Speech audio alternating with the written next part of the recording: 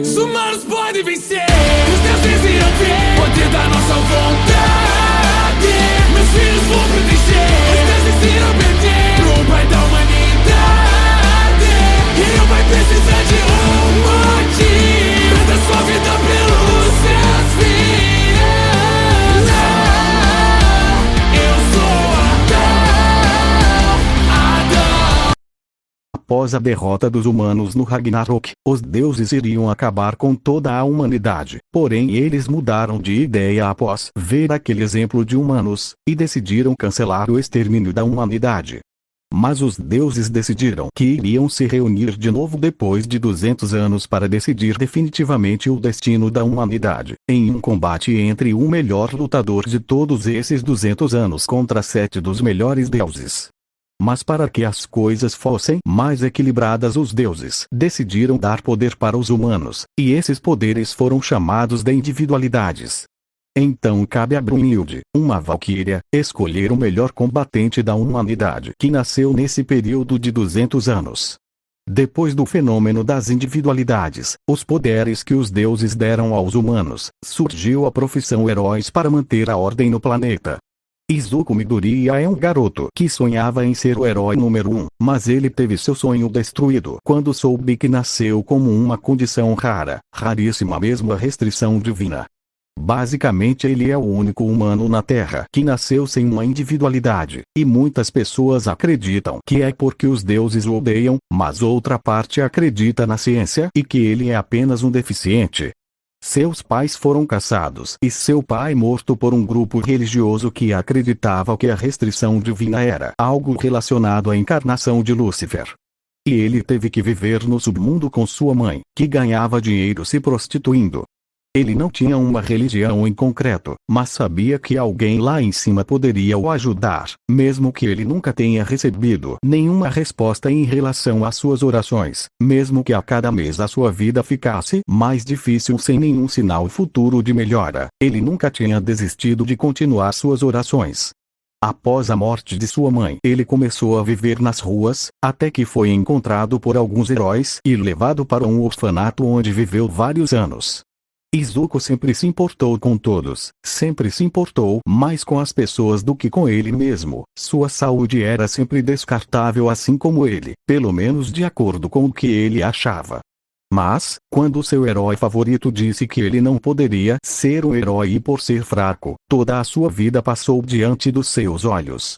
Todos os dias que ele passava acordado criando gadgets com peças do lixão para poder vender e dar uma parte para as crianças do orfanato, suas horas em claro trabalhando em serviços comunitários e eventos de caridade, mesmo quando estava todo quebrado ou machucado, tudo isso, com apenas poucas palavras, bateu nele como um caminhão de arrependimento e remorso. Esse único acontecimento o deixou muito abalado. Mas ele era Izuku Midoriya, um garoto que nunca desistia de nada. E, como uma última forma de tentar encontrar um lugar para se apoiar emocionalmente, ele falou com aquele de cima, mas, como sempre, nunca o responderam. Então, sozinho naquele telhado, com seus sonhos e esperanças destruídos, moídos, vaporizados, ele finalmente passou a linha da sanidade. Ele decidiu que, naquele momento, o mundo realmente não se importava com ele, então ele decidiu acabar com todo o seu sofrimento e resolveu se matar, como todos falavam que ele deveria fazer. Mas talvez, alguém realmente o olhasse lá de cima. Por um ato do destino ou de alguém, naquele mesmo momento, Brunhilde, que estava analisando os humanos para ver qual deles iria participar do Ragnarok, acaba vendo Izuku pulando do prédio.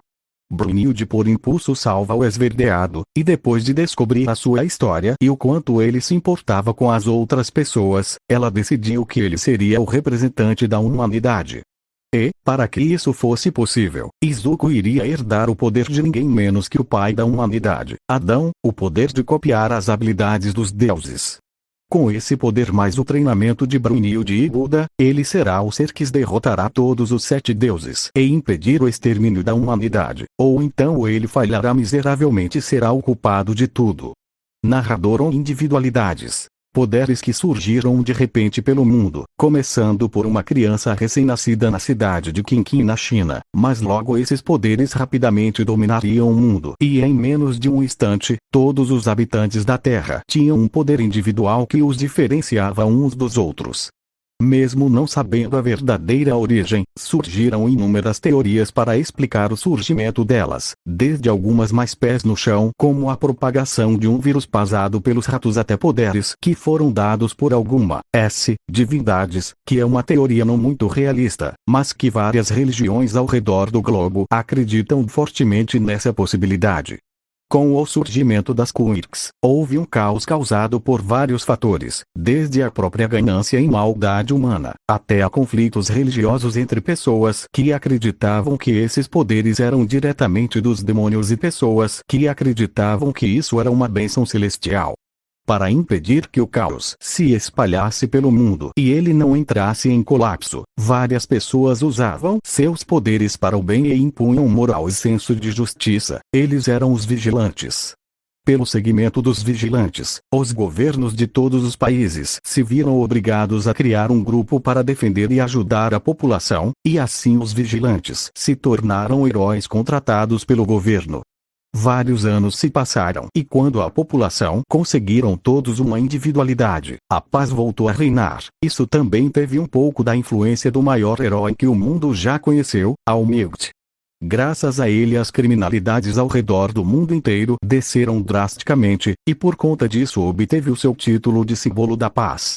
Dia 15 de julho de 2019 foi quando essa paz foi quebrada momentaneamente. Nesse dia, taxa de morte, criminalidades, estupros, desastres naturais e artificiais subiram cerca de 13 vezes, isso tudo no mesmo instante. Isso já havia acontecido umas 4 vezes antes, uma em cada geração de individualidades, e essa daqui foi a 5ª vez que aconteceu.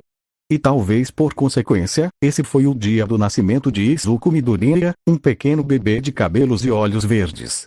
O nascimento do pobre bebê foi bem complicado tanto para a mãe e para o bebê. A mulher durante o parto teve uma hemorragia interna, fazendo ela ter que ficar no hospital por muito tempo. Por pouco ela não morria, graças aos céus, dizia a mulher. Izuku nasceu com sua pele muito amarelada. Isso é uma doença rara que acontece para os bebês recém-nascidos, e por isso ele teve que apanhar banhos de sol artificial durante um mês. Mas no final tudo correu bem e o garoto ficou completamente curado.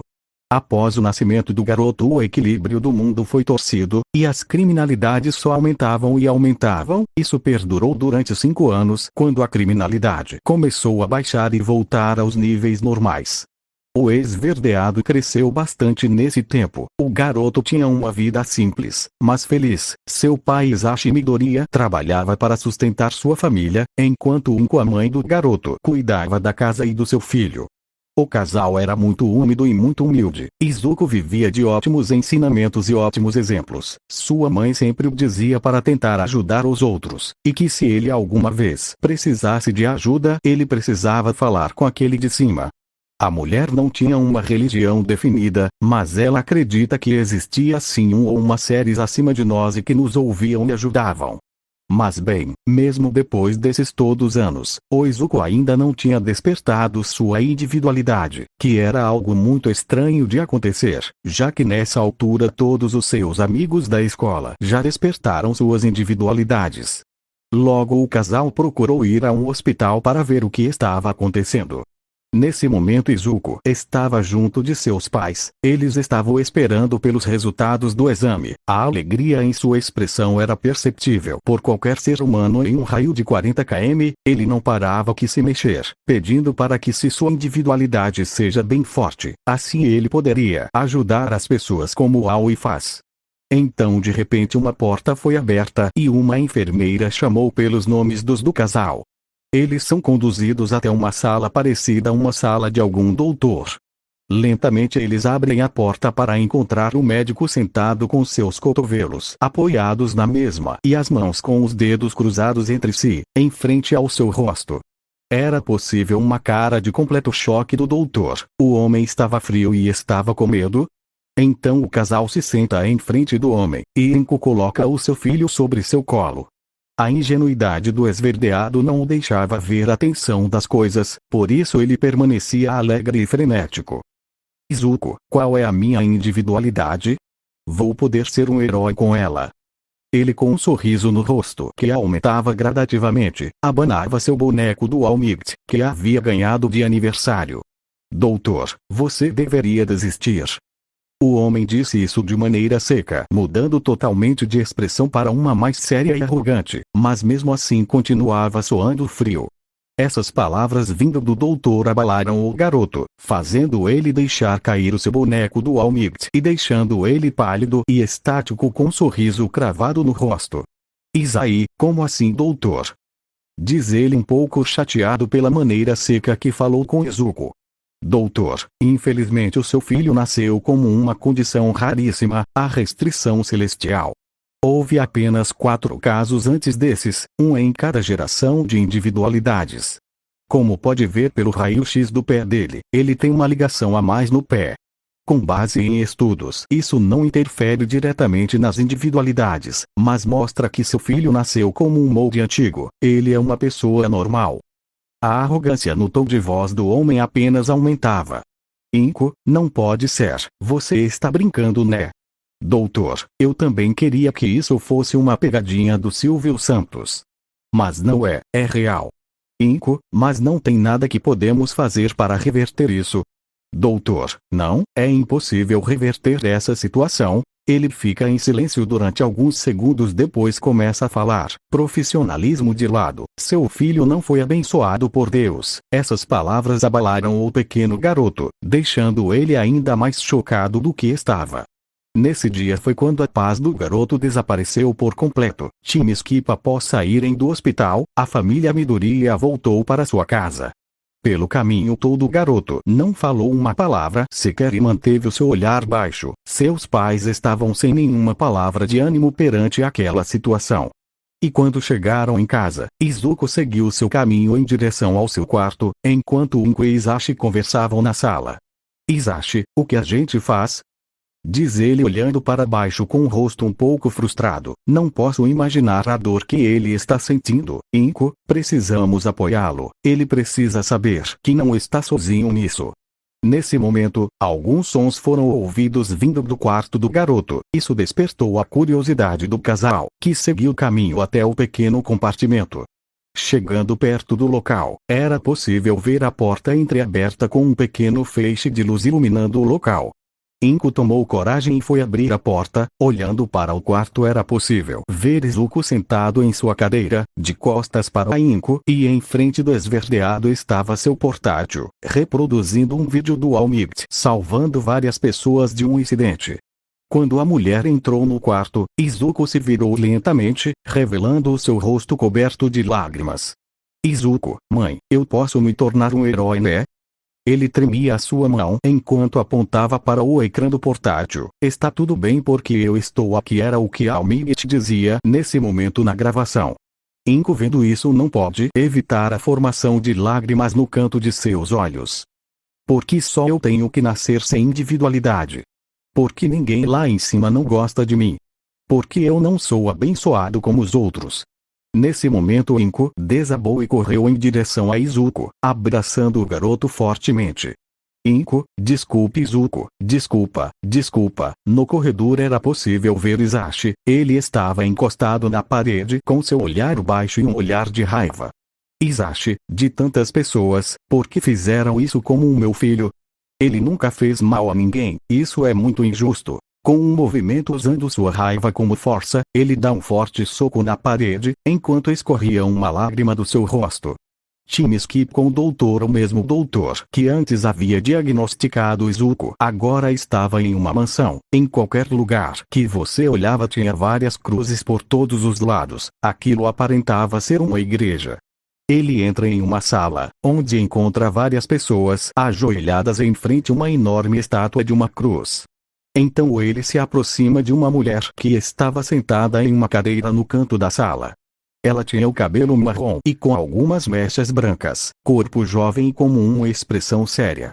Doutor, a Igreja Católica não tem poder de lutar e nem quer fazer isso, mas desde sempre, ela tem mandado caçar as pessoas com a restrição celestial, e hoje por coincidência achei o quinto. Nosso trabalho é matar essa encarnação de Lúcifer, antes que a profecia do Apocalipse se concretize. O homem se senta do lado da mulher, enquanto tinha um sorriso estampado no rosto. Para mim tanto faz, desde que no fim seja paga. O que a mulher acabava de dizer fez o doutor dar algumas risadas. Doutor, não se preocupe, senhora Megumi Shifuku. Eu posso garantir uma coisa, nosso grupo tem bastante dinheiro para pagar em um trabalho bem feito. Espero que vocês da Yakuza possam nos agradar. Megumi, isso não tem nada a ver com a Yakuza, eu vou tratar disso com minhas próprias mãos. Ele lentamente inclina sua postura e cruza suas pernas, enquanto dá um suspiro. Doutor, que atitude honrada da herdeira da Yakuza. Megumi, desenrola. Diz quanto que você quer. Doutor, nós estamos dispostos a pagar 3 bilhões de ienes para você trazer o coração do garoto. Megumi, esse dinheiro parece bom bastante para fazer a ascensão da Yakuza.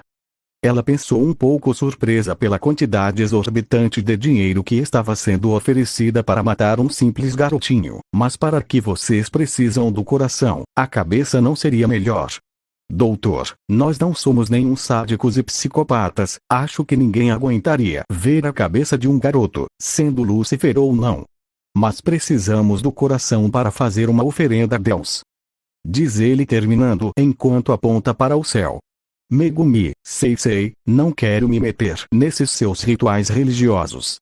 Ele se levanta começando a estralar o seu pescoço. Tenho quanto tempo para entregar o coração do garoto? Doutor, cerca de 48 horas. Megumi, acho que está na hora da caça. A mulher caminhando em direção à saída. Doutor, lembre-se, matar é o pecado mais abominável aos olhos de Deus, você vai para o inferno. Megumi, tô pouco me fudendo para isso. Time skip com Izuku dia seguinte após a descoberta que o esverdeado não tinha individualidade. Os pais do pequeno fizeram de tudo para colocar os ânimos dele para cima de novo. E depois de muito tempo eles conseguiram amimar o garoto, mesmo que seja só um pouco. No dia seguinte era um dia normal e Izuku teria que ir até a escola, mesmo em Koizashi não querendo que ele vá. Izuku disse que estava bem e insistiu para ir.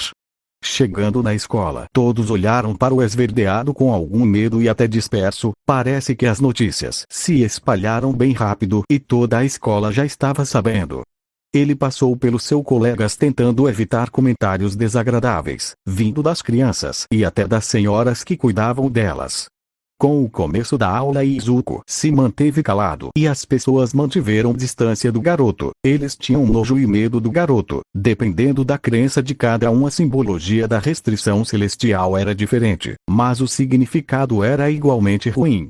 Até mesmo para os ateus, que era o caso de muitos dos alunos, a restrição celestial é um indício de má sorte. Após ser ignorado por completo pelas pessoas de sua escola, incluindo professores e funcionários, chegou finalmente a hora da pausa. Agora Izuku estava em um canto bem longe de todos. O garoto estava agachado enquanto orava, pedindo para que isso tudo fosse apenas um sonho e que na verdade ele tinha uma individualidade. Ele também perguntava se as coisas iriam melhorar, mas como sempre, sem resposta. Quando de repente ele ouve alguém chorando, isso fez o esverdeado parar imediatamente o que estava fazendo para ver de onde estava vindo esse choro. Olhando para trás, ele viu um garoto sendo espancado por Katsuki Bakugou e seus capangas. Sem pensar duas vezes, Izuku se coloca em frente ao garoto, tentando defendê-lo. Izuku, você não pode fazer isso, Kachan. Isso não é algo que um herói faria. Ele se colocava em frente ao outro garotinho, cerrando os seus punhos enquanto tremia de medo. Katsuki, saia da minha frente, seu imundo. Você está tentando bancar o herói. Uma veia saliente foi formada em sua testa, logo ele soca em sua palma da mão, criando uma pequena explosão nela. Meus pais disseram que pessoas como você são a reencarnação de Beelzebul. Diz um dia seus capangas ativando sua individualidade, que o permitia criar duas asas nas costas. Você é o pecado encarnado. Não merece estar vivo, seu demônio. Katsuki, você não passa de um merda sem individualidade. Alguém como você nem humano é, você é um monstro. Diz ele rangendo seus dentes e partindo para cima do esverdeado junto dos seus capangas. Após apanhar muito e muito, os valentões se cansaram de usar o esverdeado como saco de pancada e foram embora, mas não antes de cuspir no rosto do esverdeado, mostrando seu total desprezo. E aquele garoto que ele tentou salvar? Ele foi embora, mas não antes de dar um chute no rosto do garoto e dizer que ele era uma abominação e que não merecia ser chamado de humano. Enquanto Izuku estava completamente acabado, ele descobriu uma triste e dolorosa realidade. Homens não nascem iguais. Enquanto ele estava deitado no chão, ele pode jurar ter visto alguns professores e funcionários olhando para o garoto, sem fazer nada. Outros até estavam rindo da cara dele. Izuku, por favor, os perdoe. Eu também os perdoo. A voz do garoto mal era ouvida, mas mesmo assim ele se esforçou e disse isso, olhando para o céu, que parecia se fechar quando ele disse isso.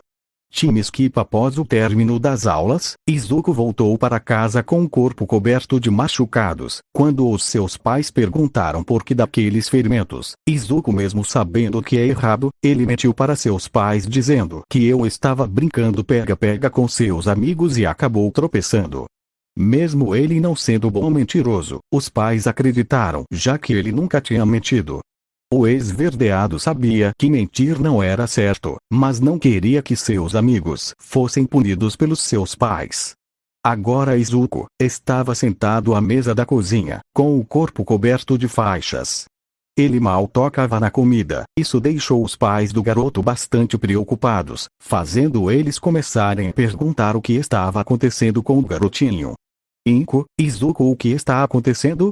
Você nem tocou em sua comida. Perguntou ela com um olhar de triste no rosto, vendo seu filho mexendo na comida com um garfo, mas sem a comer. Izuku, mamãe, papai, será eu posso me tornar um herói mesmo sem individualidade? Essas palavras foram como flechas no coração dos seus pais. Eles ficaram completamente em choque e em silêncio. Esse silêncio foi quebrado por Inko, que começa a falar.